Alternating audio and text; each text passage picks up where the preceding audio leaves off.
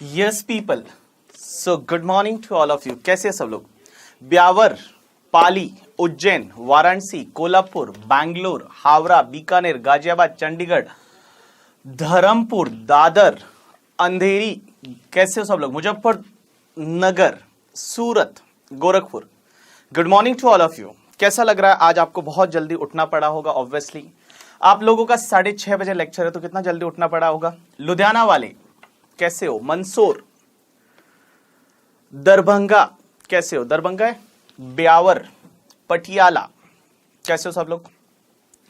Hope so आप सब लोग बहुत बढ़िया रहेंगे, और मैं बता दूं मैं भी बहुत अच्छा हूं। तो आज आप लोगों को पहला लेक्चर है करके, ठीक है? तो पहला लेक्चर सीए फाइनल का डायरेक्ट टेक्स्ट का पेपर नंबर 7 है, उसकी बात करेंगे। तो सबसे पहले मैं आपको बता दूं ये पेपर है क्या, इस पेपर कितने मार्क्स का है। ऑब्वियसली 100 मार्क्स का रहेगा। उसमें क्या क्या ब्रेकअप रहता है, एग्जाम में क्वेश्चंस कैसे आते हैं, एग्जाम में एमसीक्यूज आते हैं या नहीं, या एमसीक्यूज आते हैं तो कैसे आते हैं, वो सब चीजें हैं, वो मैं आपको बताने वाला हूं। अपने जो बैच रहेगा वो बैच में आपको 2-3 चीजें हैं जो बहुत ज्यादा अच्छे से ध्यान रखनी है। एक तो आपको कभी भी अपना लेक्चर है वो मिस नहीं करना है। श्री गंगानगर वाले बच्चों, आपको भी अपना लेक्चर कभी भी मिस नहीं करना है, लेक्चर बंक नहीं करना है। अगर आपने बंक किया तो आगे वाले लेक्चर में आपको कुछ भी समझ में नहीं आएगा। ऐसा आपको स्कूल लेवल में भी बोला जाता था, और मैं यहां सीए फाइनल लेवल में भी यही बोल रहा हूं कि आपको कोई भी लेक्चर है वो लेक्चर मिस नहीं करना। अगर मिस कर दिया तो गए। और दूसरा, आप लोगों से सिर्फ इतना रिक्वेस्ट है कि हर दिन आपको घर पे जाके एटलीस्ट 30 मिनट से लेके और 60 मिनट, 1 घंटे तक आपको रिवाइज करना है। बस जितना पढ़ाया जाएगा वो आप आराम से 30 मिनट से लेके और 1 घंटे के अंदर अंदर आप रिवाइज कर लोगे तो अपने को ज्यादा पढ़ने की जरूरत नहीं है। घर पे सिर्फ 1 घंटा है वो आपको इस सब्जेक्ट को देना है। अभी साथ साथ में जैसे जैसे पढ़ते जाएंगे साथ साथ में आपको 1 घंटा है वो आपको देना है। होमवर्क भी रहेगा और दूसरे दिन चेक भी होगा। जैसे अपने live face to face batches में होता है कि आपको होमवर्क दिया जाता है, दूसरे दिन चेक किया जाता है, तो ये भी होगा। आपको होमवर्क दिया जाएगा और दूसरे दिन वापस चेक किया जाएगा कि आपने वो होमवर्क किया है या नहीं किया है। तो चलो स्टार्ट करते हैं ये वाला सब्जेक्ट। और सब्जेक्ट तुम्हारा कौन सा है? पेपर नंबर 7 आपके सीए फाइनल के सेकेंड ग्रुप में आता है। फर्स्ट ग्रुप में 4 सब्जेक्ट, सेकेंड ग्रुप में 4 सब्जेक्ट, और सेकेंड ग्रुप में पेपर नंबर 5, 6 और पेपर नंबर 7 ये आता है अपना। पेपर नंबर जो है दैट इज द 7। अच्छा, जो भी मैं लिखता हूं यहां पे, अगर आपको चाहिए तो आप नोटबुक में नोट डाउन कर सकते हो, कोई प्रॉब्लम नहीं है। एज वेल एज द जो भी मैं आपको लिखूंगा ये आपको मेल भी आ जाएगा। जो हमारा एलएमएस फैसिलिटी रहता है वो एलएमएस फैसिलिटी पे आपको as it is PDF file है वो आपको मिल जाएगी, तो आप घर पे जाके भी उसको नोट डाउन कर सकते हो। बट अगर आप साथ साथ में लिखना चाहते हो तो आप लिख सकते हो, कोई प्रॉब्लम नहीं है। आप लोगों को बुक्स मिल गई होगी, अगर नहीं मिली है तो भी टेंशन लेने की जरूरत नहीं है। 2-3 दिन तक बुक की जरूरत नहीं है, 2-3 दिन के अंदर अंदर आपको बुक है वो बुक्स आपको मिल जाएगी। चलो, तो पेपर नंबर 7 है। इस पेपर नंबर 7 का नाम क्या है? तो पेपर नंबर 7 का नाम है DT and international taxation. DT and international taxation है, ये इस पेपर का नाम है। Paper number 7 DT and international taxation. Writing थोड़ा सा खराब आएगा अभी कुछ दिन के लिए, बिकॉज मेरे को सर्वाइकल पेन हो चुका है और वो 1 महीने से रिकवरी चल रही है। तो ये पूरा हाथ है वो पूरे हाथ में नमनेस, अभी भी थोड़ा सा नमनेस है, तो राइटिंग थोड़ा सा खराब आएगा कुछ दिनों के लिए। जैसे ही पूरा सही हो जाएगा उसके बाद मेरा राइटिंग अच्छे से आ जाएगा, ठीक है? चलो, अब एक और चीज समझना आप लोग। Paper number 7 direct tax and international taxation. ये जो पेपर है, इस पेपर के लिए एक मार्केट में एक चीज चलती है, या आपके सीनियर ने भी आपको बोला होगा, ये पेपर बहुत बड़ा है, ये पेपर बहुत ज्यादा वास्ट है करके, ठीक है? ये पेपर है, ये बहुत वास्ट है। अगर आप दूसरे सब्जेक्ट देखोगे, जैसे आपका कॉस्टिंग वाला एएमए है, या उसको भी एससीएम आई थिंक बोलते हैं, या इलेक्टिव है, या आईडीटी है, इन तीनों पेपर से सबसे ज्यादा बड़ा जो पेपर है, वास्ट पेपर है, वो तुम्हारा डायरेक्ट टैक्स है। तो डायरेक्ट टैक्स जो पेपर है वो आपका 100 मार्क्स का पेपर है। तो ये पेपर आपका जो रहेगा वो बेटा 100 मार्क्स का रहेगा। और सर इस 100 मार्क्स का ब्रेकअप है। न्यू सिलेबस की मैं बात कर रहा हूं कि न्यू सिलेबस में उन्होंने ब्रेकअप दे रखा है 100 मार्क्स का, कि 100 मार्क्स में कितने मार्क्स का डायरेक्ट टैक्स है और कितने मार्क्स का इंटरनेशनल टैक्सेशन है। तो मैं बता दूं, इस पेपर में आपका जो 70 मार्क्स है वो 70 मार्क्स डीटी से आएगा, और तुम्हारा जो 30 मार्क्स है वो 30 मार्क्स आपको इंटरनेशनल टैक्सेशन से आएगा। जो direct tax and international taxation paper है उसमें 70 मार्क्स का डायरेक्ट टैक्स है और 30 मार्क्स जो है वो 30 मार्क्स का आपका इंटरनेशनल टैक्सेशन है। तो सर एक बात बताओ, आप ये जो आप बोल रहे हो कि 70 मार्क्स का डायरेक्ट टैक्स है, तो डायरेक्ट टैक्स में क्या आएगा? फिर डायरेक्ट टैक्स में क्या क्या इंक्लूड है या इंटरनेशनल टैक्सेशन में क्या क्या इंक्लूड है? तो मैं बता दूं बेटा, डायरेक्ट टैक्स में आपका पूरा इनकम टैक्स लॉ, जो इनकम टैक्स लॉ है, मतलब इनकम टैक्स एक्ट वगैरह जो है, इनकम टैक्स रूल्स है, केस लॉज है, तो पूरा इनकम टैक्स एक्ट उसमें इंक्लूड है। सीए फाइनल के इस 70 मार्क्स के लिए पूरा इनकम टैक्स एक्ट जो है, जो ऑफिसेज में आप देखते हो इनकम टैक्स एक्ट, वो टोटल पूरा इनकम टैक्स एक्ट है, वो आपके सिलेबस में है।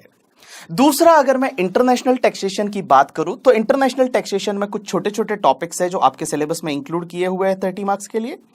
सर कौन कौन से है? तो सबसे पहला, अगर एनआर और एनआरआई का टैक्सेशन, एनआर एंड एनआरआई का taxation, non resident and non resident Indian. Sir NR किसको बोलते हैं, नॉन रेजिडेंट इंडियन किसको बोलते हैं? तो वो जैसे जैसे अपन पढ़ेंगे आपको चीजें समझ में आती जाएगी। एनआर एनआरआई का टैक्सेशन, उसके साथ में दूसरा टॉपिक होता है डीटीडबलए। डीटीडबलए का मतलब होता है double taxation avoidance agreement. Double taxation avoidance agreement क्या होते हैं?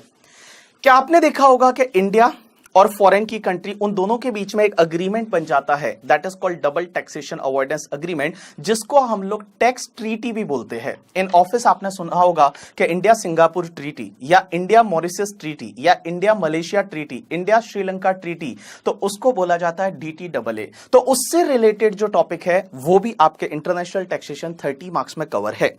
उसके साथ में तीसरा टॉपिक आएगा, that is the transfer pricing, जिसको मैं शॉर्ट में यहां पे टीपी लिख रहा हूं, ट्रांसफर प्राइसिंग। और ये ट्रांसफर प्राइसिंग है, ये ट्रांसफर प्राइसिंग भी आपके सिलेबस में इंटरनेशनल टैक्सेशन वाले पार्ट में इंक्लूड है। उसके बाद में अगर मैं आपको 4th नंबर पे टॉपिक बोलूं तो उधर 4th नंबर पे एक टॉपिक आता है, दैट इज इक्वलाइजेशन लेवी। अब आप बोलोगे ये इक्वलाइजेशन लेवी क्या होता है? आपको पता है जब फेसबुक पे अपन ऐड देते हैं, फेसबुक पे आप बहुत बार जब स्क्रॉल करते होंगे फेसबुक पे, इंस्टाग्राम पे, ट्विटर पे, तो आपको देखा होगा बहुत बार वो स्पॉन्सर ऐड चलती है। तो जो फेसबुक है वो फेसबुक तो यूएसए बेस्ड कंपनी है, गूगल जो है वो यूएसए बेस्ड कंपनी है, उनका इंडिया में कोई भी अस्तित्व ही नहीं है, इंडिया से वो सर्विस प्रोवाइड नहीं करते, वो सब यूएस से करते हैं। तो हम क्या करते हैं कि जब भी उनको कुछ पेमेंट करते हैं, जब भी उनको कुछ पेमेंट करते हैं और वो पेमेंट जो है वो अगर 1 लाख रुपए से ज्यादा है, वो जो है वो पेमेंट अगर 1 लाख रुपए से ज्यादा है तो उसमें इक्वलाइजेशन लेवी कटता है 6% की रेट से। तो ये एक टॉपिक है जो इंटरनेशनल टैक्सेशन में है, तो इक्वलाइजेशन लेवी। उसके बाद topic number 5, topic number 6, topic number 7। Sir ये कौन से टॉपिक है? तो मैं बता दूं, टॉपिक नंबर 5 में अपन देखेंगे एक मॉडल टैक्स कन्वेंशन टॉपिक है। उसके बाद में टॉपिक नंबर 6 में टैक्स ट्रीटी करके एक टॉपिक है और टॉपिक नंबर 8 में base erosion and profit shifting. ये आपका 30 मार्क का सिलेबस हो जाता है। अच्छा, बहुत सारे लोग ये बोल रहे हैं कि सर ये बैच लाइव है या रिकॉर्डेड है? आंसर इज ये बैच लाइव है और ये बैच 100% लाइव रहेगा। ये जो बैच है ये 100% आपका लाइव रहेगा, so don't worry about that. जब भी आपको कोई भी डाउट है वो डाउट आप लिख सकते हो यहां पे। लेकिन एक और चीज ये है कि सर हम डाउट यहां पे लिखेंगे तो आप यहीं पे सॉल्व कर दोगे? आंसर इज यस, मैं यहीं पे सॉल्व कर दूंगा जैसा भी डाउट रहेगा। लेकिन बहुत सारे बैचेस ऐसे, बहुत सारे मतलब सेंटर ऐसे हैं जहां पे बहुत ज्यादा स्टूडेंट है, कहीं पे 100 स्टूडेंट एक साथ बैठे हैं और ऑब्वियसली किसी स्टूडेंट को डाउट आता है तो उसके पास कीबोर्ड कब पहुंचेगा क्या पता अपने को। तो बेटर ये रहेगा कि जैसे ही अपना लेक्चर कंप्लीट हो जाता है, कंप्लीट होने के 20 मिनट्स तक मैं आपके कॉल भी लूंगा। जैसे ही बैच कंप्लीट हो जाता है, 9:30 या 9:40 को बैच कंप्लीट होता है, तो उसके बाद के 20 मिनट्स है वो मैं आपके कॉल भी लूंगा। तो आप कॉल पे जितने भी आपके डाउट्स है वो डाउट्स मुझे पूछ सकते हो। क्योंकि बहुत बार ऐसा हो जाता है कि बैच में बहुत ज्यादा, यहां पे अगर अपन डाउट लेने बैठ जाते हैं तो क्या होता है, सिलेबस ऐसे भी बहुत वास्ट है और अपने को 70 लेक्चर में सिलेबस को भी कंप्लीट करना है। तो उसके लिए बेटर ये रहेगा, कुछ डाउट है तो ऑब्वियसली आप पूछ सकते हो, लेकिन तो भी ऐसा इन डिटेल कोई कोई ऐसा डाउट है तो अपन क्या करेंगे कि जैसे ही मेरा बैच कंप्लीट होता है लेक्चर के बाद में मैं आपके 20 मिनट्स तक आपके कॉल लेने वाला हूं, ठीक है। चलो, तो सर अपना सिलेबस और पेपर नंबर जो 7 है that is DT and international taxation 100 mark का पेपर रहेगा।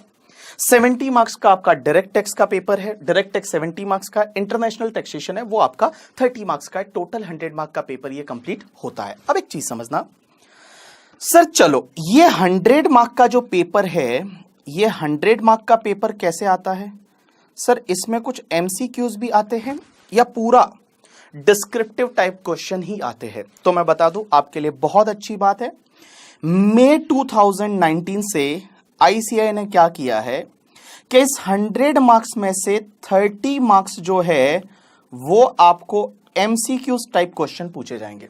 30 मार्क्स के आपको एमसीक्यू टाइप क्वेश्चन मिलेंगे इस पेपर में। 100 मार्क्स में से 30 मार्क्स है वो आपको एमसीक्यूज टाइप क्वेश्चंस मिलने वाले हैं। अब एक चीज समझना सर, 30 मार्क्स के लिए कितने क्वेश्चंस आएंगे?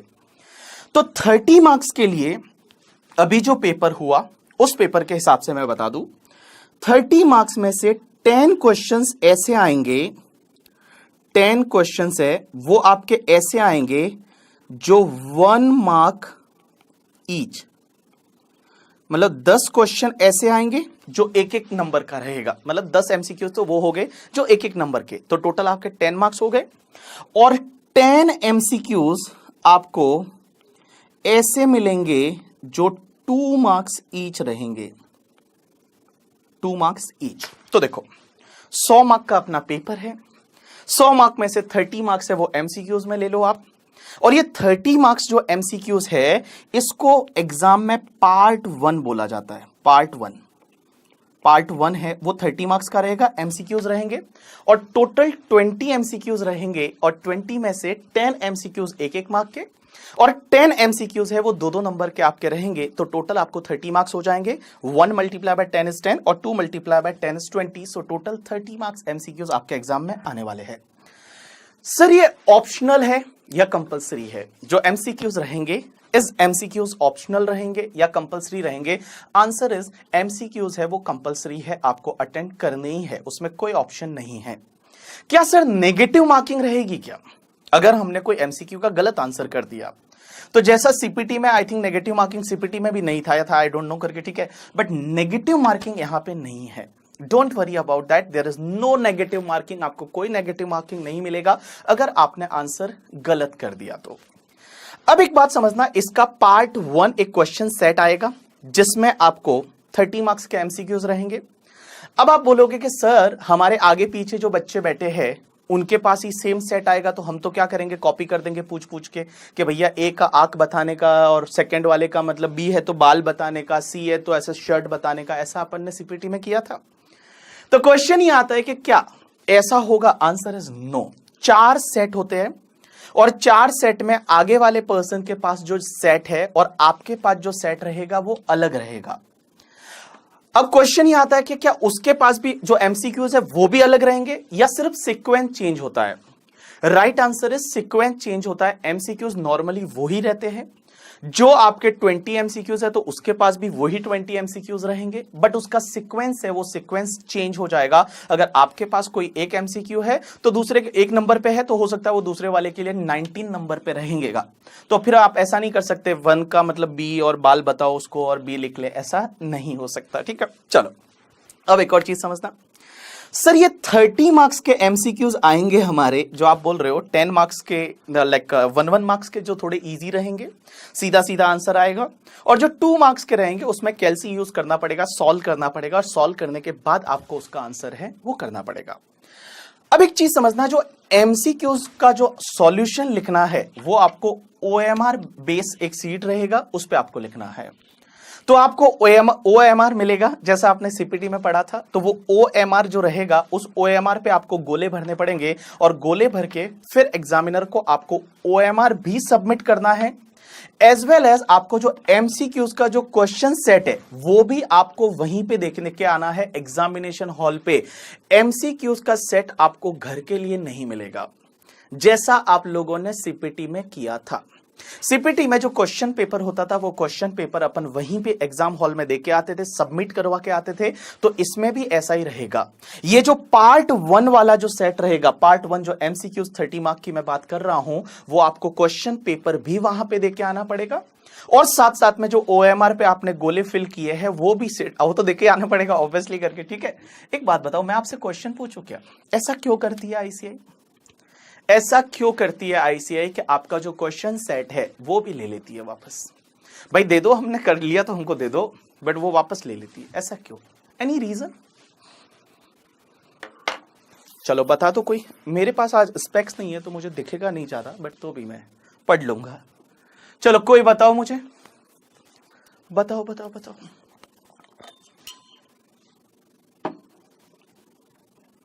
द्वारका नहीं, ऐसा नहीं होगा। चलो बताओ मुझे।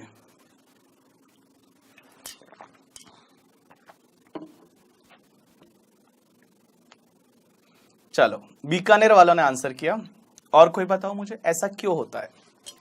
क्या आपके जो एमसीक्यूज वाले क्वेश्चंस है वो ले लेती है? वो लोग क्वेश्चंस देते ही नहीं अपने को।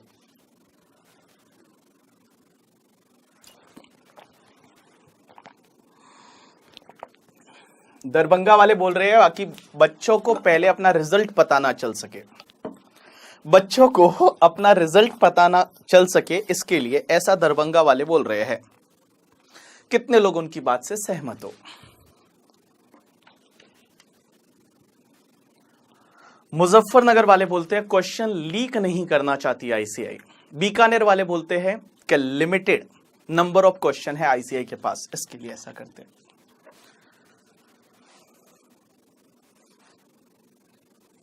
अच्छा, दरभंगा वाले बोलते हैं लोगों को पैटर्न ना पता चले। श्रीनगर वाले बोलते हैं चीटिंग ना करें। चीटिंग कैसे करेंगे बेटा? एग्जाम हो गया उसके बाद में आपको अगर क्वेश्चन पेपर मिल जाता है एमसीक्यूज वाला तो चीटिंग कैसे हो जाएगी? मेरे प्यारे बच्चों, चीटिंग कैसे हो जाएगी उसमें? आपको क्वेश्चन पेपर दे रहे हैं भाई, एग्जाम आंसर देके आ गए हम। फरीदाबाद वाले बोलते हैं कि क्वेश्चन आप चेक ना कर पाओ घर पे आके। अगर आपने चेक कर लिया तो फिर मतलब आप बोल सकते हो बाद में कि हम तो पास हो रहे हैं। हमको अगर मान लो एग्जाम में आईसीआई नहीं करती है पास तो अपन उनके खिलाफ जा सकते हैं, ऐसा कुछ है। अच्छा, भटिंडा वाले बोलते हैं स्क्रैप में बेचते हैं उसको तो उनको बहुत ज्यादा इनकम होती है उससे करके, ठीक है। वाह, वेरी गुड करके, ठीक है, बहुत बढ़िया बेटा। प्रिंट करवाने की जरूरत कहां थी फिर? चलो, तो इसका सही जो रीजन है वो सही रीजन बीकानेर वालों ने दिया। बीकानेर वालों ने बताया कि इंस्टीट्यूट के पास एक लिमिटेड क्वेश्चन बैंक होता है। जो लिमिटेड क्वेश्चन बैंक एमसीक्यूज के लिए, उनके पास लिमिटेड क्वेश्चन बैंक एक जमा हो जाता है और उसी को वो लोग फिर रिपीट करते हैं। जैसे मान लो उनके पास 2000 एमसीक्यूज हो गए तो वो 2000 एमसीक्यूज को वापस एग्जाम में हर साल उसी को अमेंड करके और उसी को रिपीट करते जाएंगे। क्वेश्चन है वो एमसीक्यूज रिपीट वही होते जाएंगे, लेकिन आपको पता ही नहीं पहले कौन सा आया था। अगर आप ही ने पहले एग्जाम दिया था तो आपको पता चल जाए कि भाई चलो ये आया था, बट आप इतने सारे क्वेश्चन है वो याद भी नहीं रख सकते कि भाई कौन कौन से क्वेश्चन है वो क्वेश्चन आए थे। तो इसके लिए आईसीआई है वो एमसीक्यूज के क्वेश्चन है वो लीक नहीं करती है, आउट नहीं करती है, क्योंकि उनका एक क्वेश्चन बैंक है और वो जो स्टोरेज है वो मतलब अगर मान लो पब्लिक में चाहेगा तो यू कैन से दैट उनको हर बार फिर नए एमसीक्यूज बनाने पड़ेंगे। बट ऐसा नहीं करना चाहिए। मेरा मानना यह है कि आपको आउट करना चाहिए, वो एमसीक्यूज बच्चों के पास जाने चाहिए और फिर अगली बार आप नए बनाओ, उसमें क्या फर्क पड़ता है।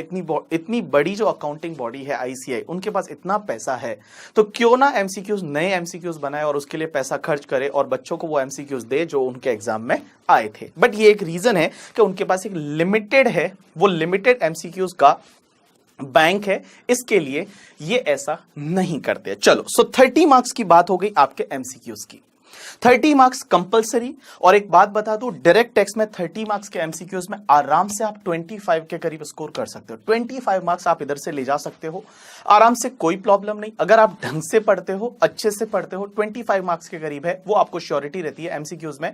और पहले क्या होता था, पहले बहुत ज्यादा ये प्रॉब्लम थी कि बच्चे क्या करते थे, डिस्क्रिप्टिव टाइप क्वेश्चंस जो थे उसमें बहुत बार सही लिखते थे बट एग्जामिनर ने कट कर दिया या गलत कर दिया। तो एमसीक्यूज में वैसा नहीं होता है। अगर आपने सही लिखा है तो आपको सही मार्क्स मिलेंगे, अगर आपने गलत लिखा है तो आपको मार्क्स नहीं मिलेंगे। तो वो अच्छी चीज भी है करके, ठीक है। चलो, अब एक बात समझना, ये तो हो गया तुम्हारा 30 मार्क्स का पैटर्न।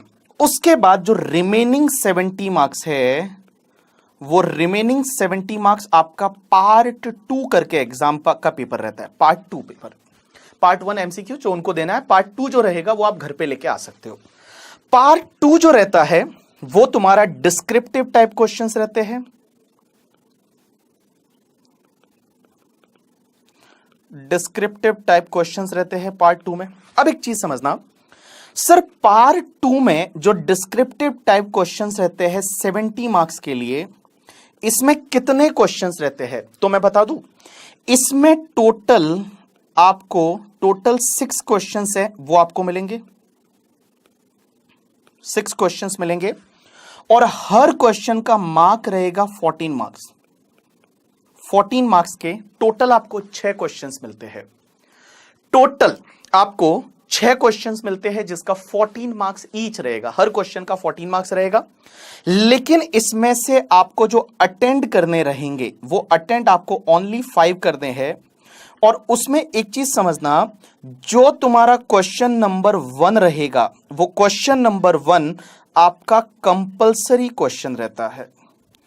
क्वेश्चन नंबर 1 है वो आपका कंपलसरी रहेगा। और तुम्हारा क्वेश्चन नंबर 2 से लेके और क्वेश्चन नंबर 6, आपके टोटल 5 क्वेश्चन हुए।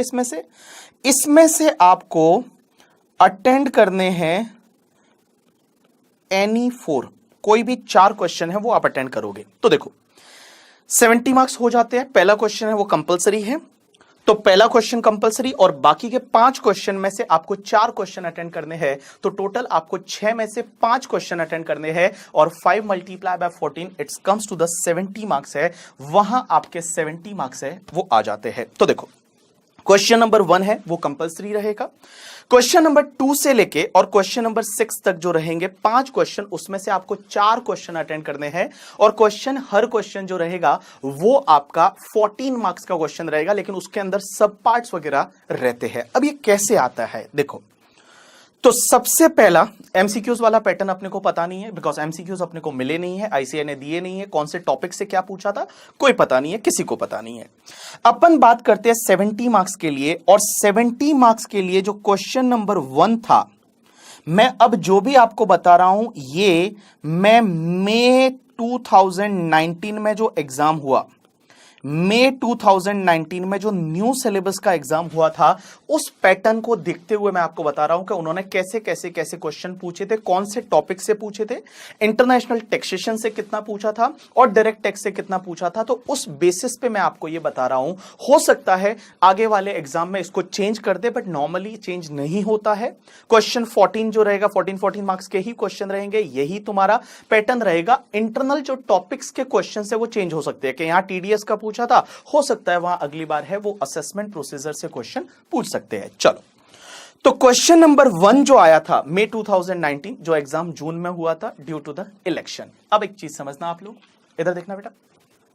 क्वेश्चन नंबर 1 जो था वो आपका क्वेश्चन आया था 14 मार्क्स के लिए, और वो क्वेश्चन था computation of total income and tax liability से रिलेटेड क्वेश्चन था। Total income and tax liability से रिलेटेड क्वेश्चन था। इसके जो मार्क्स अलॉट किए थे उन्होंने, दैट इज द 14 मार्क्स का एक ही क्वेश्चन था। और बेटा ये कौन से पार्ट से था अपने सब्जेक्ट का, तो जो डायरेक्ट टैक्स वाला पार्ट है वो डायरेक्ट टैक्स वाले पार्ट से था, जो 70 मार्क्स का मैंने बोला था डायरेक्ट टैक्स, 30 मार्क्स का इंटरनेशनल टैक्सेशन। तो डीटी वाले पार्ट से क्वेश्चन था total income and tax liability. Total income का मतलब क्या होता है, जो अपन ने इंटरमीडिएट आईपीसीसी पीसीसी में जो 5 हेड पढ़े थे, सैलरी, हाउस प्रॉपर्टी, उसके बाद PGPP, capital gain, other sources, उसकी टोटल करो और उसके बाद डिडक्शन लेस करो, उसके बाद टोटल इनकम आता है, that is called total income. और टैक्स लायबिलिटी उस पर्सन की टैक्स कैलकुलेशन से रिलेटेड ये क्वेश्चन था 14 मार्क्स का। लेकिन एक बात बताऊं, जब भी आपका टोटल इनकम का क्वेश्चन आता है, जो बड़ा क्वेश्चन आता है, पहला ही क्वेश्चन आता है, कंपलसरी क्वेश्चन आता है, और इन फ्यूचर भी जितने भी एग्जाम होंगे उसमें ध्यान रखना पहला क्वेश्चन टोटल इनकम से ही आने वाला है। टोटल इनकम में आपको पूछेंगे, 14 मार्क का एक ही क्वेश्चन रहेगा और उसमें आपको टोटल इनकम निकालनी रहेगी और उसके साथ में आपको टैक्स लायबिलिटी निकालनी रहेगी। टोटल इनकम के क्वेश्चन में मैक्सिमम पार्ट जो रहता है वो आपका पीजीबीपी से रहता है। पीजीबीपी का मतलब जो आपका हेड होता है ना बिजनेस वाला, तो उसमें मैक्सिमम एडजस्टमेंट है वो बिजनेस हेड के रहेंगे। हो सकता है एक आधा एडजस्टमेंट हाउस प्रॉपर्टी से आ जाए, नॉर्मली सैलरी से नहीं आएगा क्योंकि पीजीबीपी का मैक्सिमम पार्ट रहता है, तो सैलरी से नॉर्मली नहीं आता है। हाउस प्रॉपर्टी से एक आधा एडजस्टमेंट हो सकता है, कैपिटल गेन के एक दो एडजस्टमेंट हो सकते हैं, आईएफओएस का एक आधा एडजस्टमेंट हो सकता है, डिडक्शन के कुछ एडजस्टमेंट हो सकते हैं, but maximum part of that questions belongs to the PGBP. वो बिजनेस वाले हेड से ही क्वेश्चन पूछा जाएगा और मैक्सिमम उसका पार्ट रहेगा वो बिजनेस इनकम से रिलेटेड रहेगा। क्या डिसअलाउड होता है, क्या अलाउड होता है, उससे रिलेटेड रहेगा तुम्हारा क्वेश्चन नंबर 1। तो ये क्वेश्चन नंबर 1 जो है, ये जो क्वेश्चन नंबर 1 है, ये क्वेश्चन नंबर 1 तुम्हारा पीजीबीपी से रहेगा। ये मैं आपको जो पेपर पैटर्न है मई 2019 उससे बता रहा हूं। दूसरा जो क्वेश्चन आया था इस बार, क्वेश्चन नंबर 2, और जो क्वेश्चन नंबर 2 के दो सब पार्ट थे, दैट इज ए और बी। और ए वाला जो पार्ट था वो मैट से आया था। मैट करके एक टॉपिक होता है, मिनिमम अल्टरनेटिव टैक्स। आपने ऑफिस में अगर किया होगा तो you know that book profit calculation and all that thing. MAT से रिलेटेड ए पार्ट आया था जो कि आपका 8 मार्क्स का था, और ये डीटी वाले पार्ट से आया था, जो 70 मार्क्स का डीटी वाला पार्ट है वहां पे आता है मैट। उसके बाद बी वाले पार्ट में उन्होंने एक एनआरआई से रिलेटेड क्वेश्चन पूछा था जो कि 6 मार्क्स का था, और वो तुम्हारे इंटरनेशनल टैक्सेशन वाला जो 30 मार्क का पार्ट है वहां से आया था। तो बेसिकली समझ लो क्वेश्चन नंबर 1 है वो डीटी से आएगा, क्वेश्चन नंबर 2 से लेके और क्वेश्चन नंबर तुम्हारा लास्ट में 6 तक हर जगह 8 मार्क है, 8 मार्क्स है वो डीटी को जाएगा और 6 मार्क है वो आपको इंटरनेशनल टैक्सेशन को जाएगा।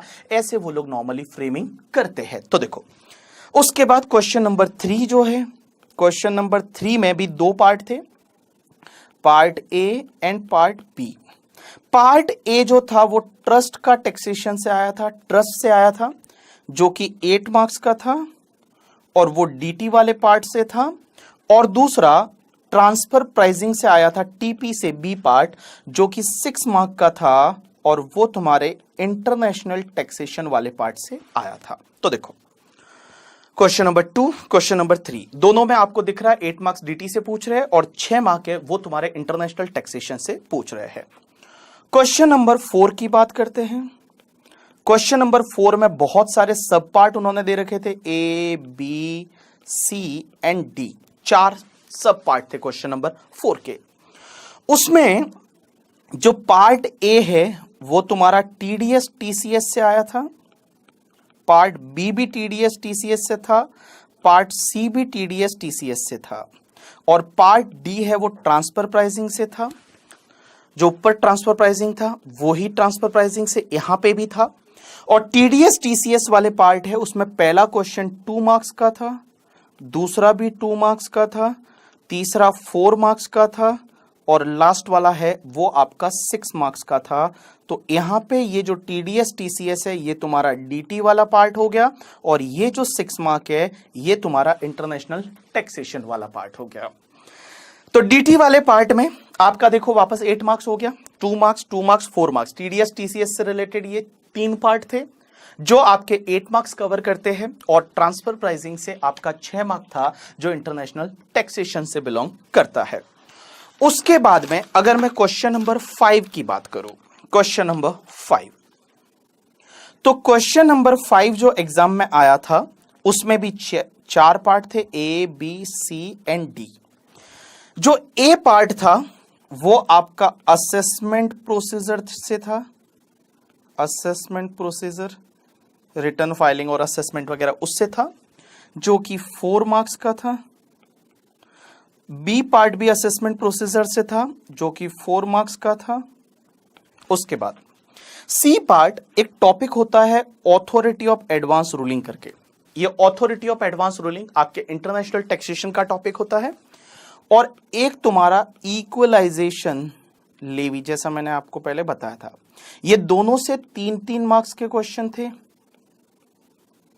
तो ये तुम्हारा इंटरनेशनल टैक्सेशन का 6 मार्क रहा और डीटी का तुम्हारा 8 मार्क रहा। तो डीटी है वो 8 मार्क का और इंटरनेशनल टैक्सेशन वापस से तुम्हारा 6 मार्क का है, वो यहां पे कवर करता है। और क्वेश्चन नंबर 6 जो कि लास्ट क्वेश्चन था उसमें ए बी एंड सी करके 3 पार्ट थे। ए पार्ट में उनका था दैट इज टैक्स प्लानिंग से रिलेटेड एक क्वेश्चन पूछा था जो कि 4 मार्क्स का था। उसके बाद में एक लायबिलिटी इन स्पेशल केसेस, इससे क्वेश्चन था कि किसी पर्सन की डेथ हो जाती है तो उसके घर वाले रिटर्न फाइल करेंगे, यानी that is called liability in special cases, एक टॉपिक रहता है, वो 4 मार्क्स का था।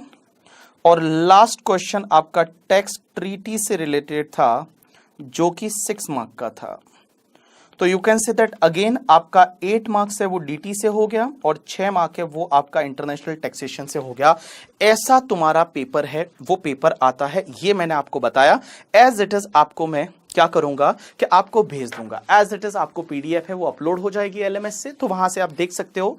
ये इसके लिए मैंने बताया कि आपको पता होना चाहिए ये सब्जेक्ट का पेपर कैसे आता है, क्या आता है, कौन सा एरिया ज्यादा है वो इंपॉर्टेंट रहेगा, कौन सा एरिया कैसे रहेगा। 30 मार्क्स और तुम्हारा 70 मार्क्स का ब्रेकअप। तो देखो मैंने अभी तक आपको क्या बताया, paper number 7 direct tax international taxation, new syllabus की मैं बात कर रहा हूं।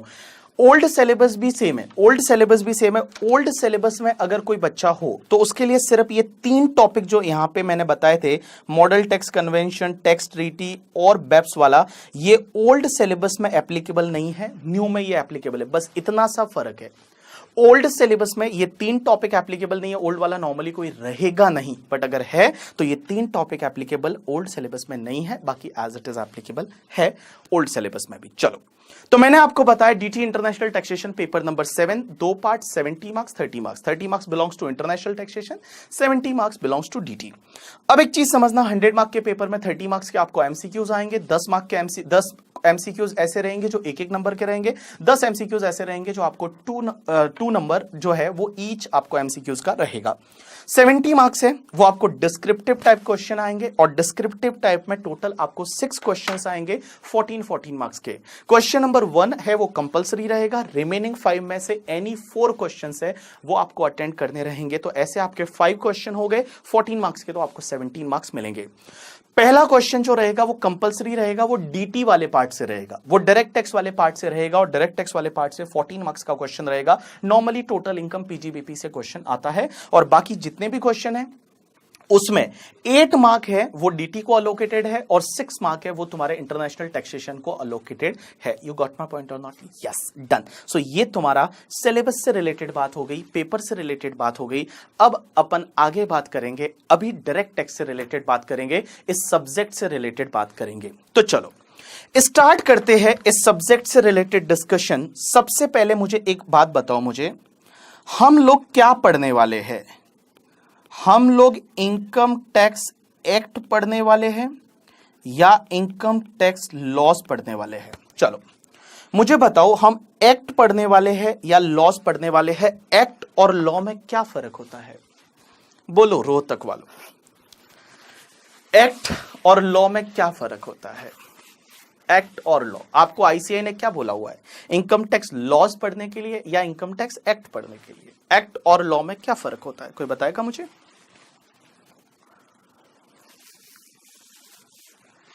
बीकानेर वाले बोलते हैं हम लॉज पढ़ने वाले हैं। वेरी गुड बेटा। तो लॉज और एक्ट में क्या फर्क होता है?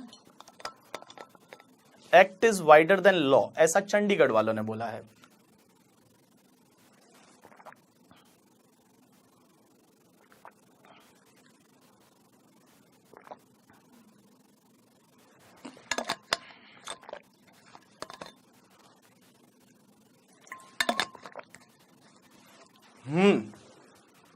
बहुत सारे बच्चों ने सही बोला है, मुजफ्फरनगर सही बोला है, दरभंगा सही बोला है, जबलपुर, हैदराबाद सही बोला है। चलो तो मेरे को एक बात बताओ, एक्ट या लॉ? बहुत सारे लोगों ने बोला। आप एक बात बताओ, जीएसटी एक्ट पढ़ते हो या जीएसटी लॉ पढ़ते हो? अपने सिलेबस में इनकम टैक्स एक्ट है या इनकम टैक्स लॉ है? Right answer is income tax law है। हम लॉ पढ़ने वाले हैं, हम लॉ पढ़ने वाले हैं, हम सिर्फ एक्ट नहीं पढ़ने वाले। अब एक चीज समझना, सर ये एक्ट और लॉ में क्या फर्क होता है? बहुत बार अपन वर्ड यूज करेंगे इनकम टैक्स एक्ट, कहीं पे इनकम टैक्स लॉज, आप ऑफिस में भी यूज करते हो, हमारा इनकम टैक्स लॉज पढ़ते हैं। तो लॉज और एक्ट में क्या फर्क है? एक बात समझना, ये जो पूरा गोला है ना, इसको बोलते हैं अपन लॉ, ठीक है? और इसी का एक पार्ट होता है दैट इज कॉल्ड एक्ट। अब एक बात समझना, ये जो एक्ट है, उसके बाद रूल्स है, उसके बाद नोटिफिकेशन है, उसके बाद सर्कुलर है, उसके बाद केस स्टडीज है, ये सब मिल जाता है। जब इन सबको जब मिला देते हैं तो हम बोलते हैं कि हम इनकम टैक्स लॉ पढ़ने वाले हैं, हम इनकम टैक्स एक्ट नहीं पढ़ने वाले। अगर अपने सिलेबस में इनकम टैक्स एक्ट ही होता तो सिर्फ अपन एक्ट पढ़ के छोड़ देते, बट नहीं, हम इनकम टैक्स लॉज पढ़ने वाले हैं। और laws include the act, rules, notification, circular, बहुत सारे केस लॉज वगैरह है, वो सबको मिला के जो बनता है that is called your income tax law. तो हम लोग पढ़ने वाले हैं law. You got my point और नॉट? यस। अब एक और चीज समझना, इन सिंपल वर्ड में बोल दूं आपको कि जो इंडियन क्रिकेट टीम है ना दैट इज कॉल्ड लॉज, और जो विराट कोहली है वो तुम्हारा है एक्ट। तो पूरा विराट कोहली, महेंद्र सिंह धोनी, शिखर धवन और उन सबको मिला के, बुमराह वगैरह को मिला के और सबको मिलाते हैं तब बनती है एक इंडियन क्रिकेट टीम। तो हम पढ़ने वाले हैं इंडियन क्रिकेट टीम, और Indian cricket team means laws, और उसके अंदर आते हैं एक्ट है, उसके अंदर आते हैं सर्कुलर, उसके अंदर आते हैं notification and all that. You got my point और नॉट? यस। अब एक और चीज समझना मुझे, ऑल पीपल, एक बात बताओ मुझे, एक चीज मुझे बताओ कि अपन सर जब पढ़ेंगे तो मैंने एक सेक्शन लिखा हुआ है, इस सेक्शन को रीड करके बताना मुझे।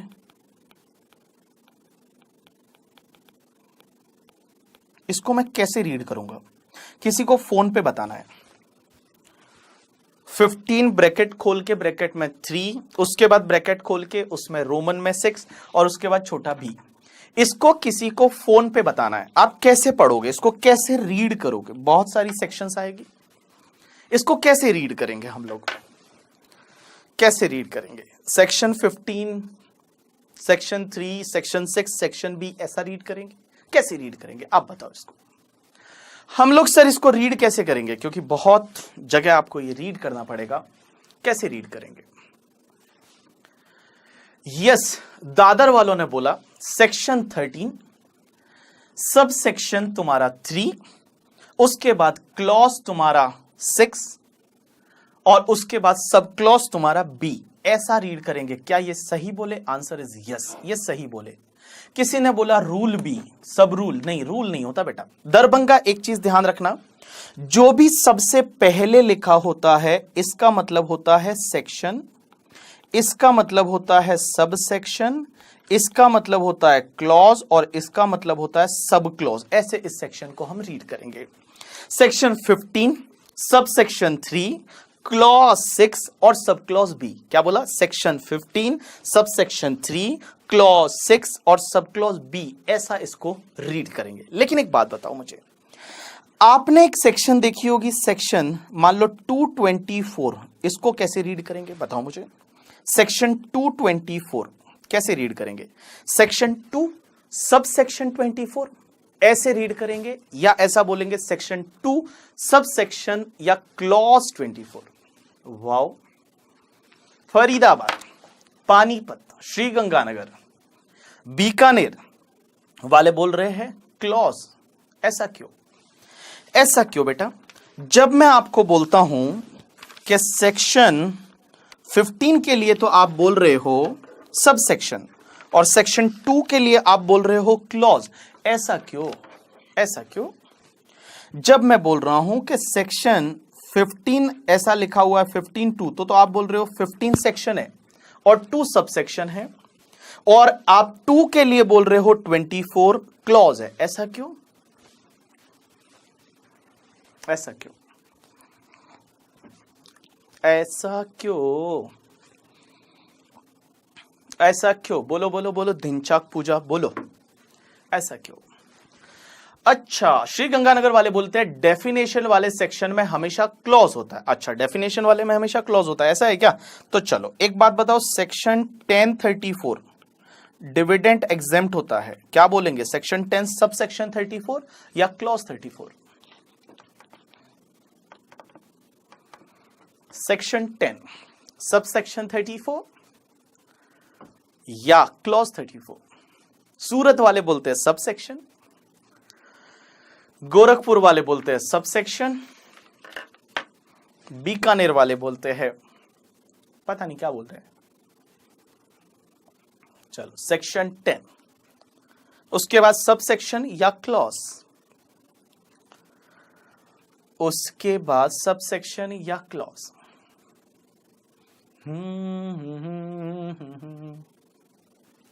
आप ही बता दो, मैं बता दूं?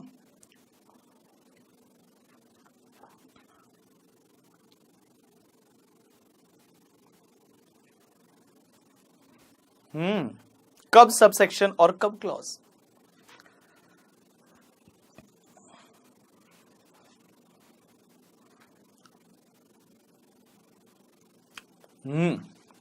चलो मैं बता देता हूं आपको कि कब आपकी सब सेक्शन होती है और कब क्लॉज होते हैं। अब एक चीज समझना, आपको अगर किसी भी सेक्शन में कोई लिस्ट दे रखी है, कोई लिस्ट दे रखी है, ठीक है, जैसे ए बी सी डी ऐसा कुछ लिस्ट दे रखी है, ठीक है, या 1 2 3 4 ऐसी कोई लिस्ट दे रखी है। जैसे सेक्शन 2 जो होती है ना, सेक्शन 2 में हमेशा कुछ डेफिनेशन की लिस्ट दे रखी होती है।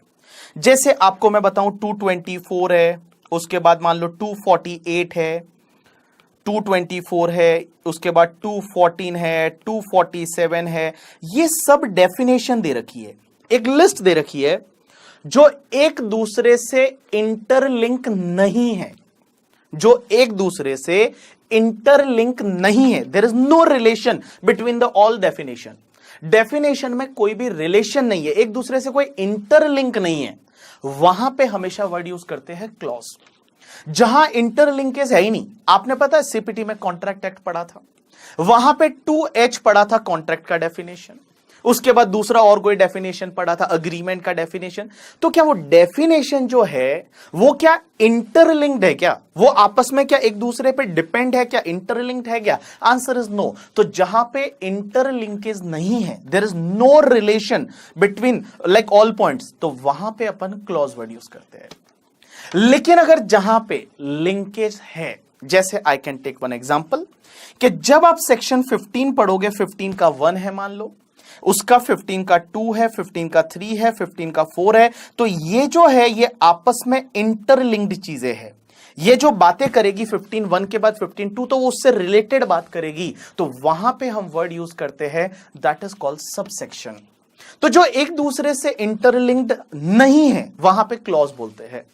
तो सेक्शन 2 की जो डेफिनेशन वाली पार्ट है, वो डेफिनेशन वाली पार्ट एक दूसरे से इंटरलिंक्ड नहीं है, तो वहां पे हम क्लॉज वर्ड यूज करते हैं। सेक्शन 2 क्लॉज 24, सेक्शन 2 क्लॉज 14 ऐसा अपन बोलेंगे। लेकिन जब इंटरलिंक्ड है तो वहां पे अपन सब सेक्शन बोलेंगे। अब एक चीज समझना, अपने इनकम टैक्स में जो सेक्शन 10 है ना, 10 के साथ लिखा हुआ है वो भी तुम्हारा क्लॉज है, ध्यान रखना। इसको भी हम क्लॉज बोलेंगे क्योंकि there is no interlink. 10 is exemption वाली सेक्शन। 10(1) में बोला हुआ एग्रीकल्चर इनकम एग्जेम्प्ट है। उसके बाद मान लो 10(5) में बोला हुआ है कि वो लीव ट्रेवल कंसेशन, आप घूमने के लिए जाते हो, आपका एम्प्लॉयर देता है, वो एग्जेम्प्ट है। अगर मैं बोलूं 10(10) में ग्रेचुइटी एग्जेम्प्ट है। उसके बाद 10(34) की बात करूं तो डिविडेंड एग्जेम्प्ट है करके, ठीक है। 10(35) में यूटीआई म्यूचुअल फंड से कुछ इनकम मिलता है तो एग्जेम्प्ट है। तो ये जो चीजें हैं ये एक दूसरे से इंटरलिंक नहीं है। एग्रीकल्चर इनकम एग्जेम्प्ट हो गई, वो बात अलग हो गई, उससे कोई लेना देना नहीं है अब करके, ठीक है। दूसरा पॉइंट अलग ही बोल रहा है कि म्यूचुअल फंड से इनकम मिली, वो भी एग्जेम्प्ट है। तो यहां पे भी हम वर्ड यूज करेंगे दैट इज कॉल्ड क्लॉज। तो सेक्शन 10 जहां पे भी आएगा उसके साथ में जो लिखा होगा वो आपको क्लॉज बोलना है। सेक्शन 2 जहां पे भी आएगा उसके साथ में लिखा हुआ है उसको भी आपको क्लॉज बोलना है। एज वेल एज एक और सेक्शन आएगी, सेक्शन 47 अपन कैपिटल गेन में पढ़ेंगे, और सेक्शन 47 के साथ में जो लिखा हुआ है उसको भी आपको क्लॉज बोलना है। तो सेक्शन 47 के साथ में, सेक्शन 10 के साथ में, सेक्शन 2 के साथ में जो लिखा हुआ है वो यहां पे क्लॉज होगा, और बाकी सब जगह जैसे 11(1), 11(2), 11(3) है वो सब सेक्शन है क्योंकि वो इंटरलिंक्ड होती है एक दूसरे से। यू गॉट माय पॉइंट और नॉट? यस। अब एक और चीज समझना, आपको पता है बहुत जगह जो लिखा होगा that is the case law, और केस लॉ के नाम ऐसे होते हैं, जैसे I can take one example, CIT versus BB वर्चुअल्स,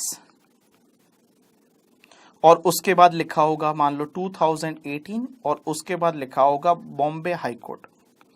अब एक बात बताओ, पहले नाम किसका आता है, दूसरा नाम किसका आता है? पहले नाम किसका आता है, दूसरा नाम किसका आता है, पहले किसका नाम आएगा, दूसरा किसका नाम आएगा, या फिर अपनी मर्जी से कुछ भी लिख लेते हैं। जो अक्कड़ बक्कड़ बम्बे बो 80 90 पूरे 100 और एक साथ में लिख लो अपनी मर्जी से। बोलो पहले नाम किसका, दूसरा नाम किसका।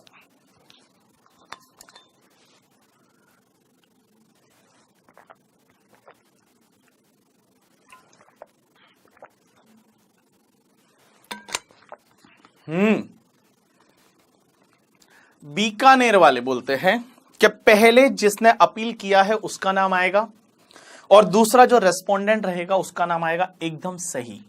जबलपुर वालों ने सही बोला, पानीपत वालों ने गलत बोला, ब्यावर वालों है उन्होंने भी सही बोला, दादर वालों ने भी सही बोला। ठीक है, तो बहुत सारे लोगों ने सही बोला। उज्जैन वाले बोलते जो जीता उसका नाम पहले, ऐसा नहीं है, जो जीता वही सिकंदर, ऐसा नहीं है। पहला नाम हमेशा उसका आता है जिसने केस फाइल किया था और दूसरा नाम उसका आता है जो डिपेंडेंट रहता है, जो मतलब लाइक सेकंड पार्टी रहता है, उसका नाम बाद में आएगा। तो यहां पे सीआईटी ने केस फाइल किया था और बीबी वर्चुअल्स पे फाइल किया था, तो बीबी वर्चुअल रेस्पोंडेंट है और सीआईटी जो है वो अपीलेंट है, मतलब जिसने केस फाइल किया उसका नाम पहले और जो तुम्हारा सेकंड पार्टी रहेगा वो उसका नाम बाद में आएगा। तो जिसने केस फाइल किया था उसका नाम हमेशा पहले आता है। उसके बाद ये 2018 का जजमेंट है और ये जजमेंट बॉम्बे हाई कोर्ट का है। तो ऐसे बहुत सारी हाई कोर्ट्स होती है इंडिया में, आपको पता है जितने जितने स्टेट्स है वो हर स्टेट्स की एक हाई कोर्ट होती है, लेकिन पंजाब हरियाणा के लिए एक ही हाई कोर्ट है जिसको पंजाब हरियाणा हाई कोर्ट बोलते हैं। वो 2 स्टेट की मिला के एक हाई कोर्ट है, बाकी हर स्टेट की एक हाई कोर्ट होती है, तो वो हाई कोर्ट का जजमेंट है। अगर ये सुप्रीम कोर्ट का जजमेंट होगा तो यहां पे लिखा होगा सुप्रीम कोर्ट, सिर्फ एक वर्ड में लिखा होगा सुप्रीम कोर्ट कि ये सुप्रीम कोर्ट का जजमेंट है करके। ठीक है, तो नॉर्मली पहला नाम उसका आता है जो अपील करता है, दूसरा नाम ऐसा है जो रेस्पोंडेंट रहता है। अब एक चीज समझना, सबसे पहला क्वेश्चन ये आता है, चलो आज अपन बेसिक बातें करते हैं। सर गवर्नमेंट टैक्स क्यों लेती है, गवर्नमेंट टैक्स क्यों लेती है, क्या जरूरत है टैक्स लेने की, बोलो क्या जरूरत है, गवर्नमेंट टैक्स क्यों लेती है, गवर्नमेंट टैक्सेस क्यों लेती है? क्योंकि सीए फाइनल में एक पेपर ऐड करना है, इसके लिए सीए फाइनल के सिलेबस में एक पेपर ऐड करना है, इसके लिए गवर्नमेंट टैक्स लेती है, ऐसा है। Wow wow, very good. चलो हाँ, गोरखपुर वाले बोलते हैं नहीं सर नहीं, बिल्कुल ऐसा नहीं है। सिर्फ सीए फाइनल में एक सब्जेक्ट ऐड करने के लिए गवर्नमेंट को टैक्स लेने की क्या जरूरत है यार, सब्जेक्ट तो कुछ भी ऐड कर लेंगे इनके लिए, संगीत करके सब्जेक्ट डाल देंगे, क्या फर्क पड़ता है। यस, बीकानेर वालों ने बोला इंफ्रास्ट्रक्चर डेवलपमेंट के लिए, उज्जैन वालों ने बोला रेवेन्यू के लिए, बठिंडा वालों ने बोला वेल्थ इक्वलाइजेशन के लिए, वाओ रेवेन्यू के लिए रेवाड़ी वालों ने बोला करके। ठीक है, मंदसौर वालों ने बोला टू एंश्योर कंप्लायंस, कंप्लायंस करवाने के लिए टैक्स लेते। क्यों भैया, क्या कंप्लायंस करवानी है तो टैक्स लेते, वो तो टैक्स लेते इसके लिए कंप्लायंस करनी पड़ती है अपने को। डेवलपमेंट ऑफ अवर सोसाइटी, देश को चलाने के लिए, source of the revenue, very good, सबने एकदम सही बोला। तो मैं बता दूं गवर्नमेंट टैक्स इसके लिए लेती है क्योंकि गवर्नमेंट को ये रेस्पॉन्सिबिलिटी आपने दे रखी है। जब आपने गवर्नमेंट बनाई और अपनी गवर्नमेंट बनाई तो उसको एक रेस्पॉन्सिबिलिटी दे रखी है कि भैया इस देश को आगे लेके जाना है, इस कंट्री को चलाना है, इस कंट्री को डेवलप करना है। एक रेस्पॉन्सिबिलिटी आपने देके और गवर्नमेंट बनाई थी, और गवर्नमेंट बनाते टाइम आपने एक रेस्पॉन्सिबिलिटी दी थी कि देश को बहुत आगे लेके जाना है, डेवलप करना है, चलाना है इफेक्टिवली। उसके लिए देखो, किसी भी गवर्नमेंट को इस देश को चलाने के लिए, इस कंट्री को चलाने के लिए 2 चीजों की जरूरत पड़ती है। एक तो उनके पास पावर होना चाहिए और दूसरा उनके पास मनी होनी चाहिए। देखो, आपने जो रेस्पॉन्सिबिलिटी दे रखी थी कि लाइक देश को चलाओ, इंडिया को आगे लेके जाओ, इंडिया को ऐसे वर्ल्ड में सबसे बड़ी कंट्री बनाओ, अच्छी कंट्री बनाओ, 2 चीजों की जरूरत, one is the power and one is the money. अब एक चीज समझना, सर पावर कहां दे रखी है गवर्नमेंट को कि चलो आप ये कर सकते हो, आप ये कर सकते हो, पावर कहां दे रखी है? तो मैं बता दूं, पावर गवर्नमेंट को दे रखी है वो अपने कॉन्स्टिट्यूशन ऑफ इंडिया में दे रखी है। जो कॉन्स्टिट्यूशन ऑफ इंडिया है उसमें पावर दे रखी है कि अगर मोदी जी चाहे तो ये काम कर सकते हैं, ये लॉ बना सकते हैं, ऐसे ऐसे बना सकते हैं, स्टेट गवर्नमेंट ये बना सकती है, तो उनको पावर वहां पे दे रखी है कुछ भी लॉ वगैरह बनाने की। आपको पता रहेगा तो आपने कभी ऐसा पढ़ा होगा कि अपना जो 7th शेड्यूल है कॉन्स्टिट्यूशन का, उसमें 3 लिस्ट दे रखी है, एक तुम्हारी सेंट्रल लिस्ट, एक तुम्हारी स्टेट लिस्ट और एक तुम्हारी कॉन्करेंट लिस्ट। सेंट्रल लिस्ट जो है उसमें जो मैटर दे रखे हैं उस पे कोई भी लॉ सिर्फ सेंट्रल गवर्नमेंट बना सकती है। स्टेट लिस्ट जो है वो स्टेट लिस्ट में जो मैटर दे रखे हैं उस पे स्टेट गवर्नमेंट लॉ बना सकती है, और कॉन्करेंट लिस्ट में दोनों लोग बना सकते हैं मिलजुल के वगैरह। वैसा आपने कभी ना कभी ऐसा सीखा होगा छोटे थे तब। तो एक बात बताऊं मैं आपको, कॉन्स्टिट्यूशन ऑफ इंडिया में जो तुम्हारी सेंट्रल लिस्ट है, जिसको अपन यूनियन लिस्ट भी बोल सकते हैं करके, ठीक है, तो जो central list, state list and concurrent list, जो सेंट्रल लिस्ट है वो सेंट्रल लिस्ट का एक एंट्री नंबर है, एंट्री नंबर 82 करके, और उस एंट्री नंबर 82 में यह बोला हुआ है कि अपनी सेंट्रल गवर्नमेंट चाहे तो इनकम टैक्स लगा सकती है। जो इनकम टैक्स है वो इनकम टैक्स अपनी सेंट्रल गवर्नमेंट लगा सकती है on all the income except agriculture income. Agriculture income को छोड़ के बाकी जो भी इनकम है उस इनकम पे इनकम टैक्स चार्ज करने का, इनकम टैक्स लगाने का पावर है वो सेंट्रल गवर्नमेंट को दे रखा है in the entry number 82 in the constitution. तो कॉन्स्टिट्यूशन में पावर दे रखी है कि अगर आपको चाहिए तो आप इनकम टैक्स चार्ज कर दो। पावर है वो कॉन्स्टिट्यूशन ऑफ इंडिया में दे रखी है, एंट्री नंबर 82 में सेंट्रल गवर्नमेंट को आप इनकम टैक्स लगा सकते हो on all the income except agriculture income. Agriculture income पे आप इनकम टैक्स नहीं चार्ज कर सकते। एग्रीकल्चर इनकम पे इनकम टैक्स चार्ज करने का जो पावर है वो स्टेट गवर्नमेंट को दे रखा है। जो अपनी स्टेट गवर्नमेंट है, अगर वो स्टेट गवर्नमेंट चाहे तो एग्रीकल्चर इनकम पे इनकम टैक्स है वो लगा सकती है, लेकिन आज तक कोई इनकम टैक्स है वो एग्रीकल्चर इनकम पे स्टेट गवर्नमेंट नहीं लगाती है। तो सेंट्रल गवर्नमेंट को पावर दे रखा है इन द एंट्री नंबर 82 कि वो चाहे तो इनकम टैक्स लगा सकते हैं। अब एक चीज समझना सर, गवर्नमेंट को इस कंट्री को आगे बढ़ाने के लिए पैसे की जरूरत पड़ेगी। ये पैसा कहां से आएगा? मनी, सबसे बड़ी चीज पैसा चाहिए भैया। पैसा, पैसा कहां से आएगा? अब एक एग्जांपल लेते हैं आपका, ठीक है।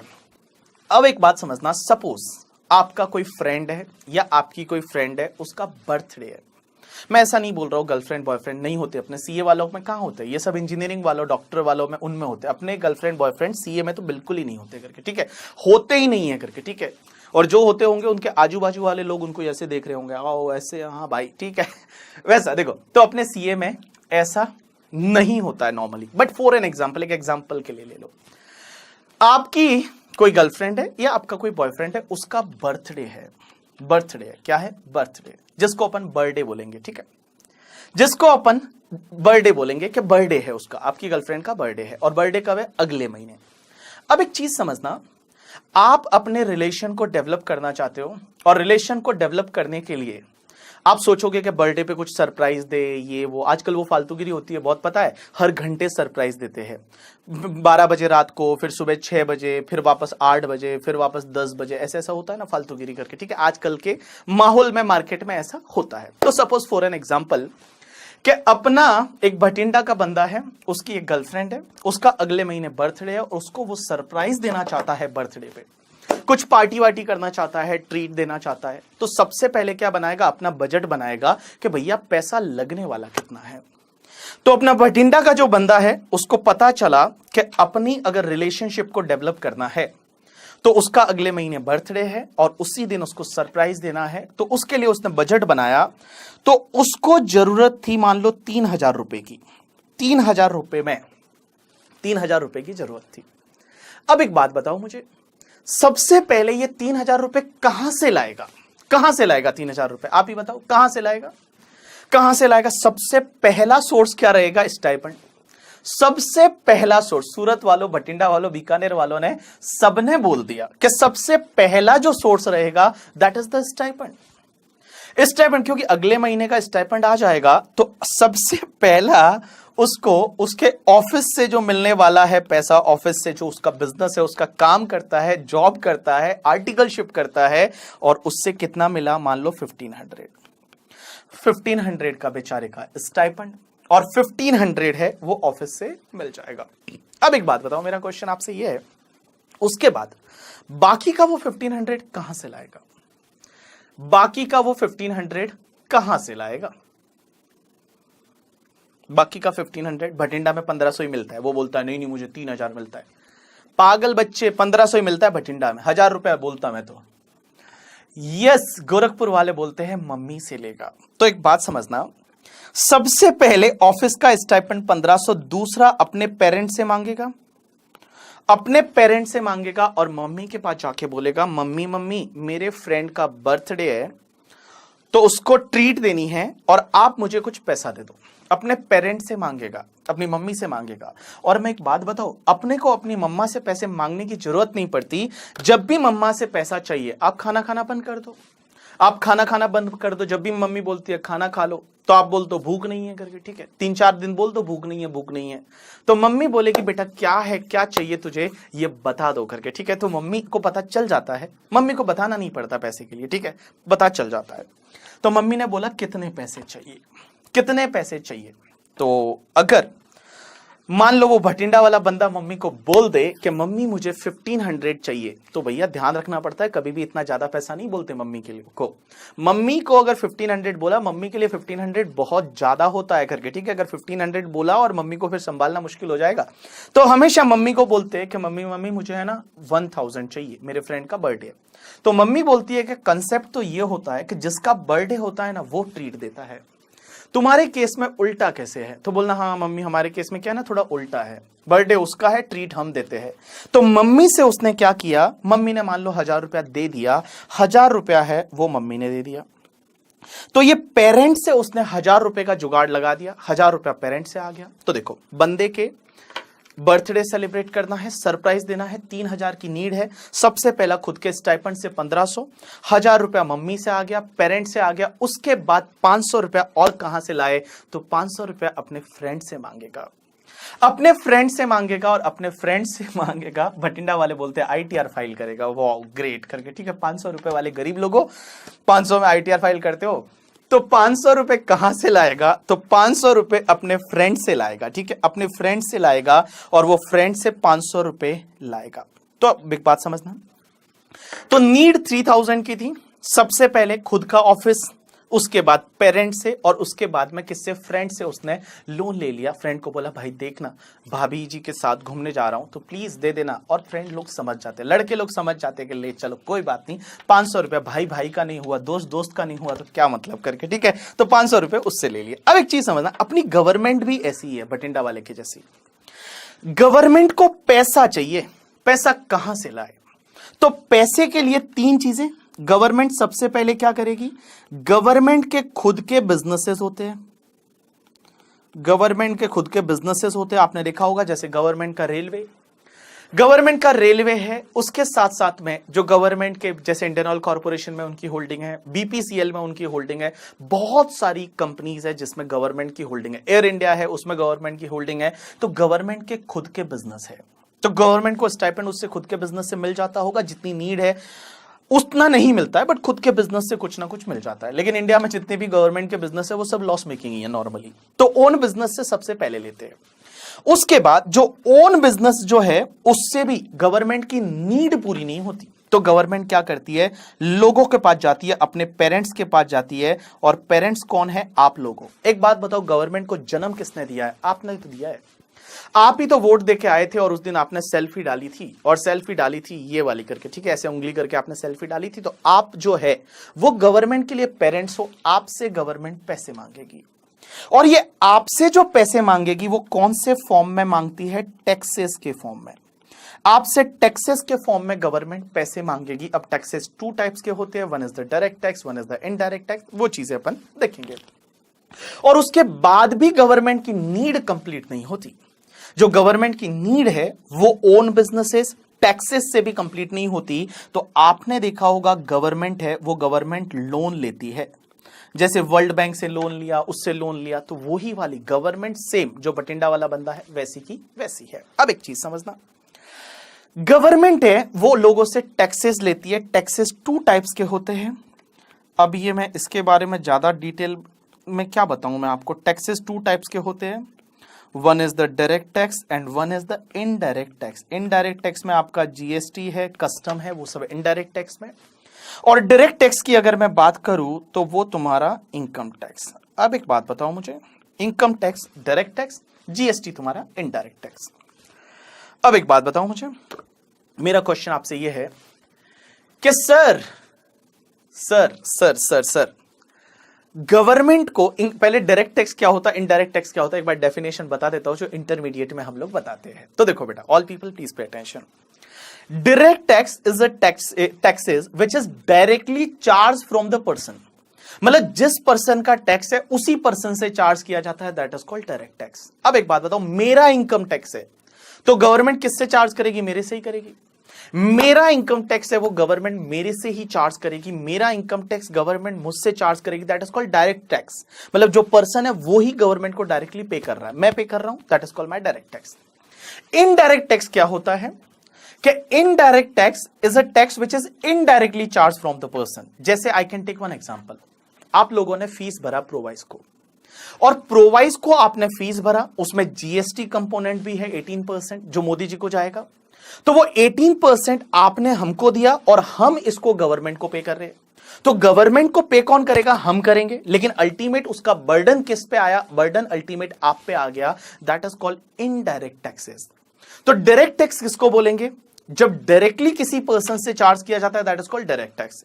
इनडायरेक्ट टैक्सेस क्या होता है, इनडायरेक्टली चार्ज होता है और जो बर्डन है वो अल्टीमेट कस्टमर पे शिफ्ट हो जाता है, that is called indirect tax. एक बात बताओ मुझे, एक सिंपल सा चीज, गवर्नमेंट को कौन सा टैक्स कलेक्ट करना इजी पड़ता होगा, मतलब आराम से, ज्यादा टेंशन नहीं लेना, वो टैक्स अपने आप आ जाता है, ऐसा कौन सा टैक्स कलेक्ट करना इजी रहता होगा, डायरेक्ट टैक्स या इनडायरेक्ट टैक्स? जीएसटी, आईडीटी और डीटी, इजीली कलेक्ट कर लेते हैं हो, इजीली, ज्यादा टेंशन ही नहीं है। इनडायरेक्ट टैक्स और डायरेक्ट टैक्स इजीली कलेक्ट कर लेते, गवर्नमेंट को ज्यादा मतलब कंप्लायंस कॉस्ट नहीं आती गवर्नमेंट को। कौन से टैक्सेस में?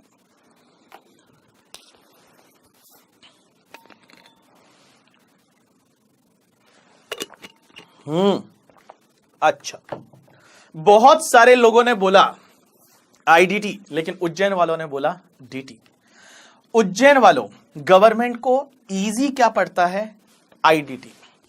इनडायरेक्ट टैक्स है वो कलेक्ट करना गवर्नमेंट के लिए बहुत ही इजी है, गवर्नमेंट को टेंशन ही नहीं लेनी, फटाफट इनडायरेक्ट टैक्स कलेक्ट हो जाता है, क्योंकि जो पर्सन टैक्स भर रहा है उसको तो पता ही नहीं है वो टैक्स भर रहा है, उसके दिल पे दर्द होता ही नहीं है इनडायरेक्ट टैक्स में। एक बात बताओ मुझे, आपने फीस भरा, जिस सेंटर पे आप क्लास ले रहे हो आपने फीस भरा, और आपने जाके ऐसे ही पूछा था डीटी का फीस कितना है, उन्होंने बोला मान लो 15,000 रुपीज इंक्लूडिंग जीएसटी, तो आपने 15,000 भरा। अब आप यही बोलोगे 15,000 मैंने बीबी सर को दिया है, 15,000 है मैंने बीबी सर को दिया है, एक बार भी ऐसा नहीं बोलोगे कि 15,000 में 18% है वो मोदी जी को दिया, आपको तो पता ही नहीं, आपको तो यही लग रहा है कि जो है वो मैंने बीबी सर को दिया है। तो आपके सीधा यहां पे दिल पे दर्द नहीं होता इनडायरेक्ट टैक्स में, क्योंकि आपको पता ही नहीं रहता बहुत बार कि आप इनडायरेक्ट टैक्स पे कर रहे हो।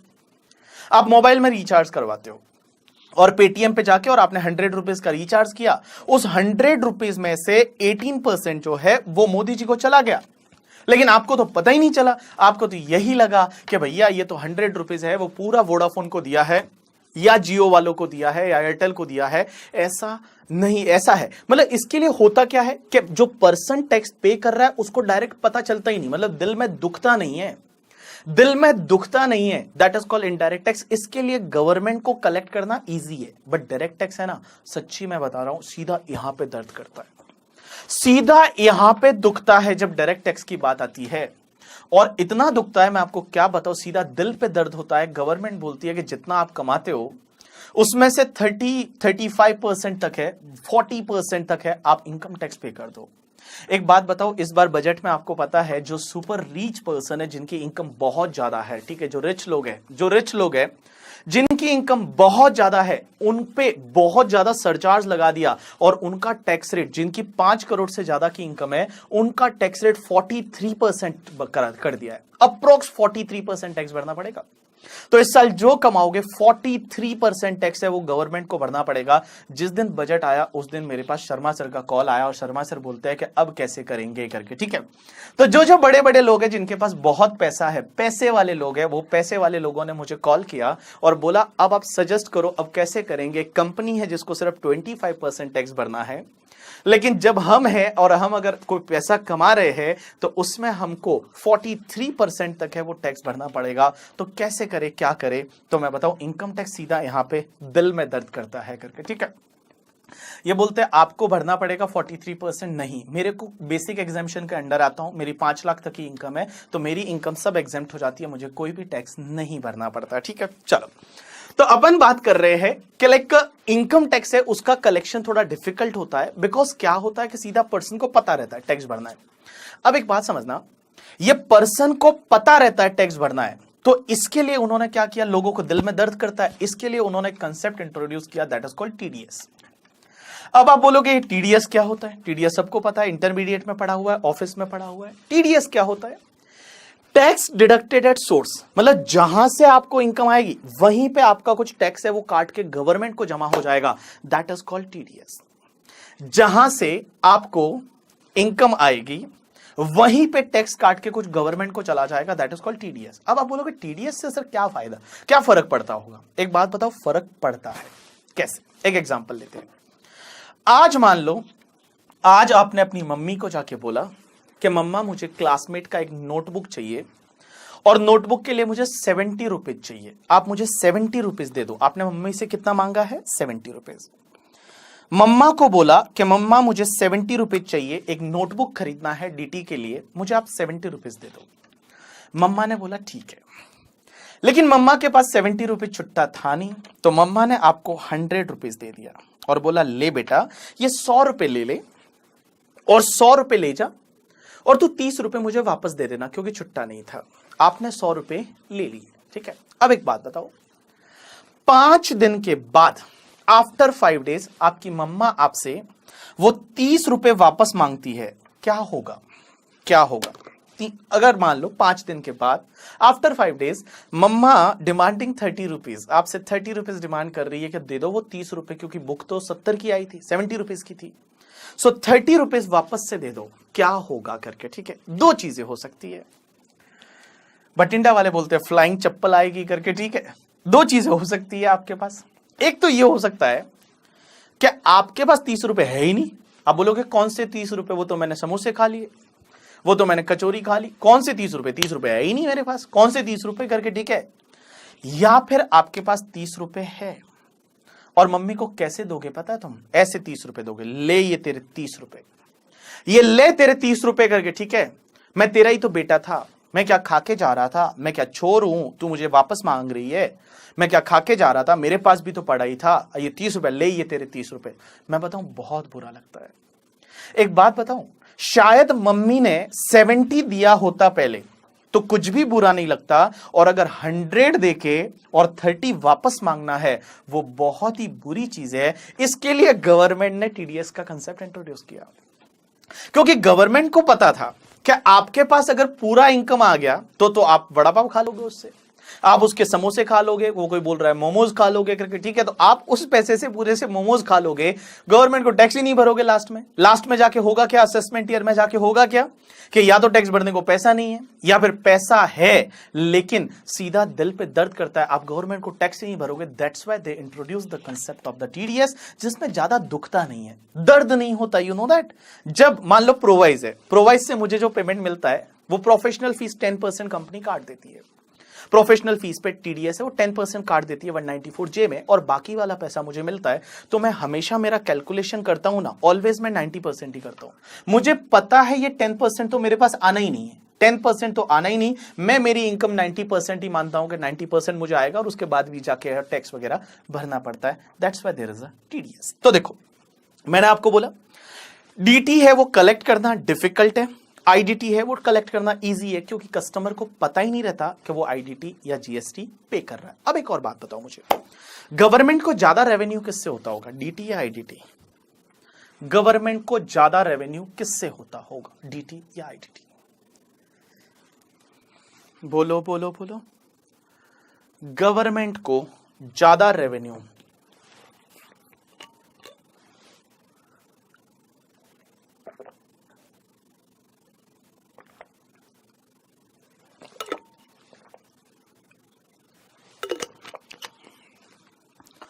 अगर मैं बात करूं तो गवर्नमेंट को ज्यादा रेवेन्यू है वो आईडीटी से होता है, डीटी से नहीं होता।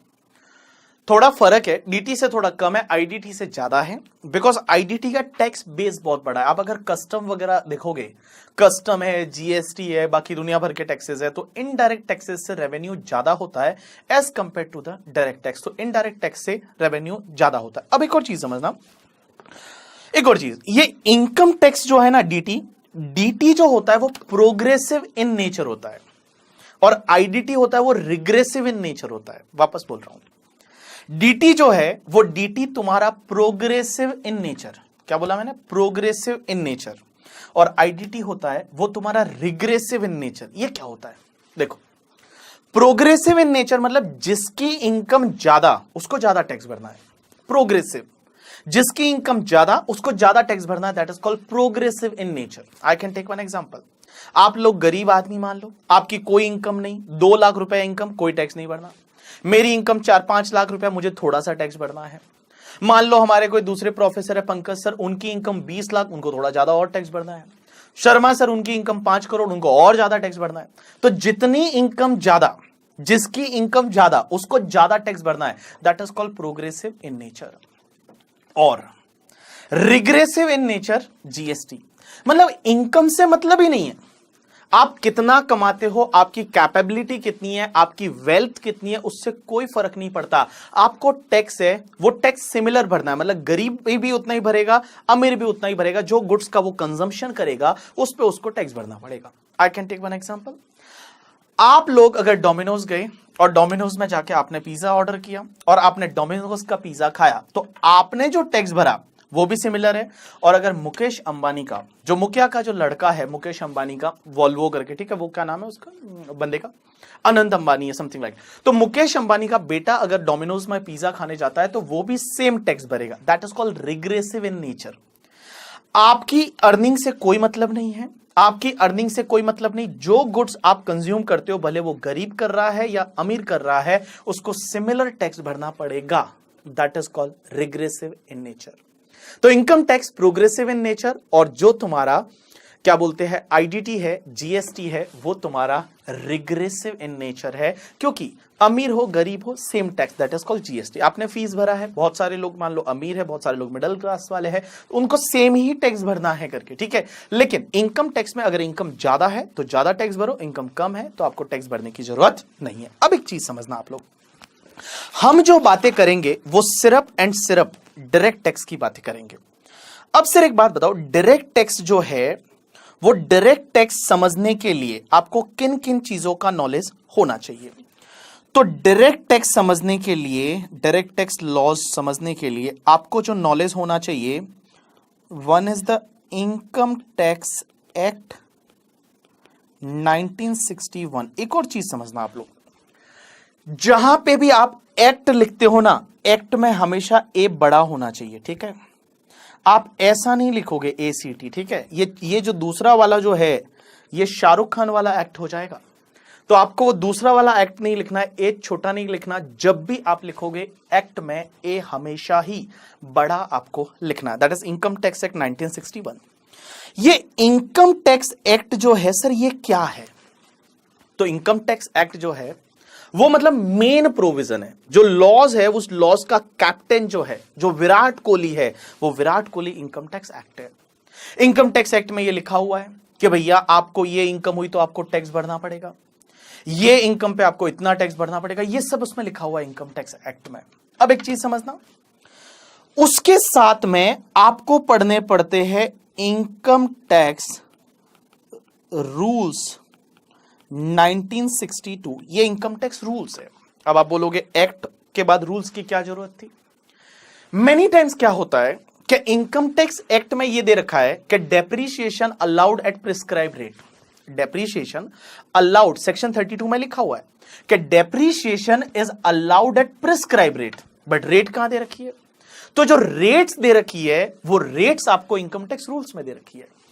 एक बंदा आया अभी थोड़े टाइम पहले और वो बोला कि सर मुझे इनकम टैक्स वगैरह का नॉलेज है। मैंने कहा वेरी गुड। बोलता है मैं बेयर एक्ट से पढ़ा, ये वो, उसने बताया कुछ करके, ठीक है। तो मैंने उसको एक क्वेश्चन पूछा कि एक बात बता मुझे, कंप्यूटर पे डेप्रीशिएशन की रेट क्या है? तो उसने बोला 60%, पहले 60% था, तो उसने बोला 60% है कंप्यूटर पे डेप्रीशिएशन की रेट। मैंने कहा कहां दे रखा है? अभी 40% है, पहले 60 था। मैंने कहा कहां दे रखा है? तो उसने बोला सेक्शन 32 में। सेक्शन 32 में दे रखा है। मैंने उसको बेयर एक्ट दे दिया। मैंने कहा ये ले सेक्शन 32, इसमें से ढूंढ के बता कि कहां लिखा हुआ है कि डेप्रीशिएशन का रेट कंप्यूटर पे 60% है। उसने बेचारे ने पूरा एक्ट ढूंढ लिया, कहीं पे भी उसको रेट नहीं दिखी, कहीं पे भी उसको रेट नहीं दे रखी। वो रेट्स कहां दे रखी है? इनकम टैक्स रूल्स में दे रखी है। तो जो रूल्स है ना, वो बेसिकली सपोर्टिव है, वो सपोर्टिव है। मेन प्रोविजन एक्ट में दे रखा है कि income depreciation is allowed at the prescribe rate and prescribe rate is given in the rules. अब देखो आईटीआर फॉर्म आपको फाइल भरने पड़ते हैं, आईटीआर 1, आईटीआर 2, वो कहां दे रखे हैं? वो आपको रूल्स में दे रखे हैं। बहुत सारी कंप्यूटेशन की मेथड्स जो दे रखी है वो आपको कहां पे दे रखे हैं? रूल्स में दे रखे हैं। आप अगर जीएसटी की बात करोगे, एक जीएसटी एक्ट और फिर जीएसटी के रूल्स है, जैसे वैल्यूएशन रूल्स है, तो वो रूल्स जो है वो तुम्हारे एक्ट को सपोर्ट करते हैं। एक्ट में कोई चीज दे रखी है, उन्होंने बोला है मे बी प्रिस्क्राइब, तो वो प्रिस्क्राइब करते हैं नॉर्मली रूल्स में। तो रूल्स में वो चीजें हैं वो दे रखी होती है। अब एक चीज समझना सर, इनकम टैक्स एक्ट और इनकम टैक्स रूल्स, ये दोनों चीजें हमको पढ़नी है। उसके साथ साथ में आपको एक सबसे इंटरेस्टिंग और सबसे इंपॉर्टेंट चीज पढ़नी है, that is the finance act 2019। Finance act 2019 that is applicable for your examination, finance act 2019। ये आपको पढ़ना है, फाइनेंस एक्ट 2019। अब ये फाइनेंस एक्ट में क्या होता है फिर सर? तो फाइनेंस एक्ट में देखो, इनकम टैक्स एक्ट पहले बना दिया, इनकम टैक्स रूल्स भी बना दिया, लेकिन उसमें हर साल कुछ ना कुछ अमेंडमेंट्स होते हैं। हर साल कुछ ना कुछ अमेंडमेंट्स होते हैं, और वो जो अमेंडमेंट्स होते हैं वो फाइनेंस एक्ट के थ्रू होते हैं। जो फाइनेंस एक्ट है उसके थ्रू अमेंडमेंट्स होते हैं, और अमेंडमेंट्स है वो हर साल उस एक्ट को अमेंड करना है। कोई सेक्शन हटानी है, कोई सेक्शन डालनी है, टैक्स रेट में चेंज करना है, तो वो सब जो होता है वो फाइनेंस एक्ट के थ्रू होता है। और आपके एग्जाम के लिए फाइनेंस एक्ट 2019 इज एप्लीकेबल। अब एक चीज समझना, ये फाइनेंस एक्ट 2019 है, this is applicable for assessment year 2021। Assessment year क्या होता है अभी पढ़ेंगे। और I can say that it is applicable for previous year 1920। तुम्हारा जो प्रीवियस ईयर 1920 है उसके लिए फाइनेंस एक्ट 2019 इज एप्लीकेबल, और I can say that finance act 2019 is applicable for assessment year 2021। अब आप एक चीज समझना, प्रीवियस ईयर क्या होता है? तो प्रीवियस ईयर ऐसा ईयर होता है जिसमें आप इनकम को कमाते हो। इन सिंपल वर्ड समझो, previous year is a year in which you earn the income. आप जो इनकम कमाओगे that is called previous year. और असेसमेंट ईयर क्या होता है? Assessment year is a year in which you will pay the taxes. आप government को tax भरोगे, आप गवर्नमेंट को रिटर्न फाइल करोगे, वो सब आप असेसमेंट ईयर में करोगे। तो फॉर योर एग्जामिनेशन समझने की कोशिश करना, जो लोग मई एंड नवंबर 2020 में एग्जाम दे रहे हैं, May November 2020 for your examination, Finance Act 2019 is applicable, and that is for previous year 1920 और assessment year 2021। तो मैं एक बात बोलूं, previous year 1920 means normally 12 month का पीरियड होता है।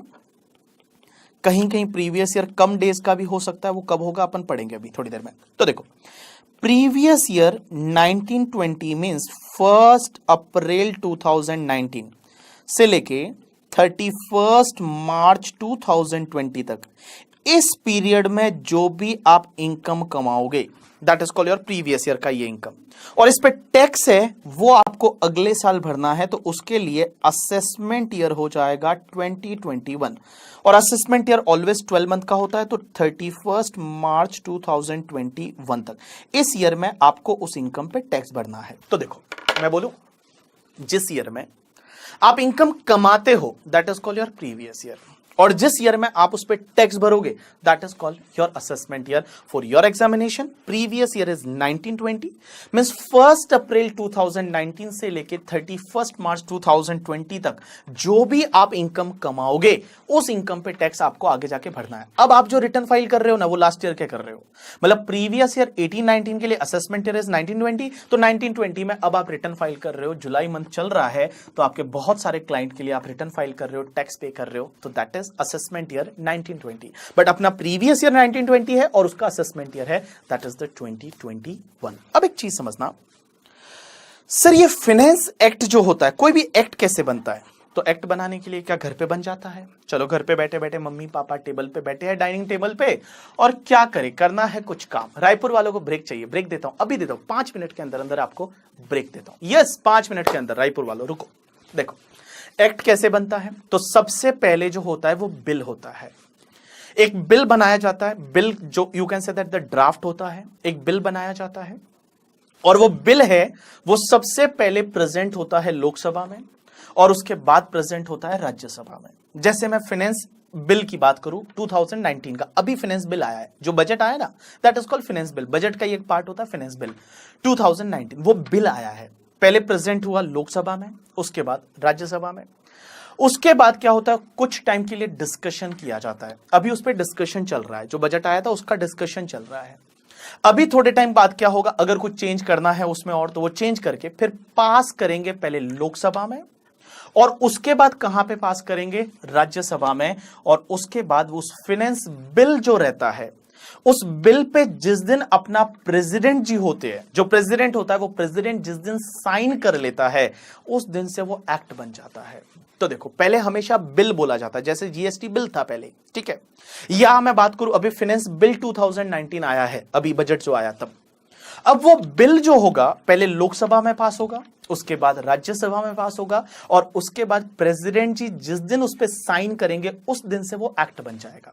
एक्ट कौन सी डेट से बनेगा, जिस दिन वो साइन करेंगे उस दिन से वो एक्ट बन जाएगा, और उससे पहले उसको हमेशा हम उसको बिल बोलेंगे। क्या बोलेंगे? बिल। तो देखो अब एक चीज समझना सर, ये फाइनेंस बिल जो होता है, बजट बेसिकली बजट आता है उसी का एक पार्ट होता है फाइनेंस बिल। फाइनेंस बिल कब आता है? तो मैं बता दूं, हर साल फाइनेंस बिल है वो 1 फेब को आता है।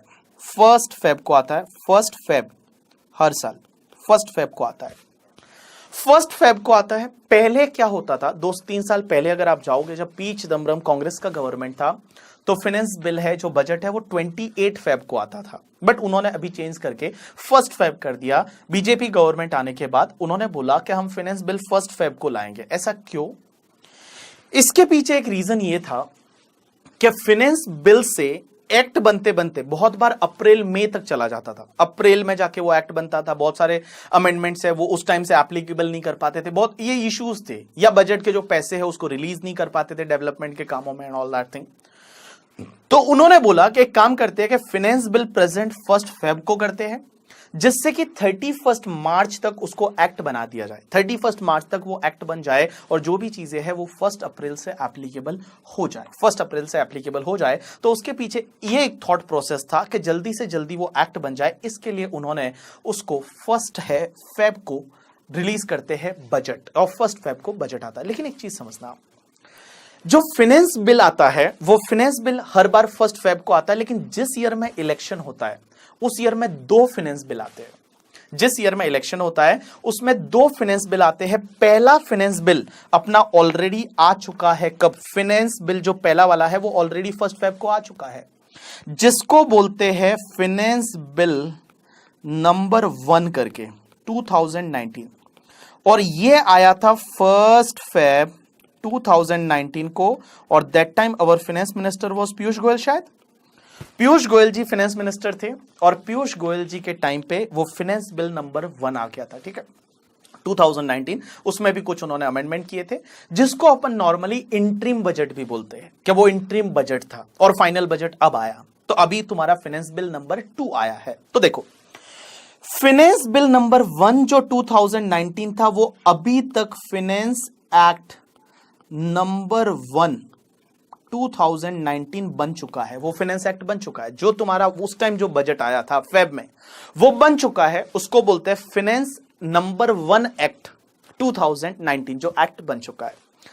अभी तुम्हारा इसी जुलाई में 5 जुलाई 2019 को तुम्हारा फाइनेंस बिल नंबर 2 आया है 2019, जो अपने निर्मला सीतारमण जी जो फाइनेंस मिनिस्टर है, निर्मला सीतारमण जी वो लेके आए हैं फाइनेंस बिल नंबर 2019।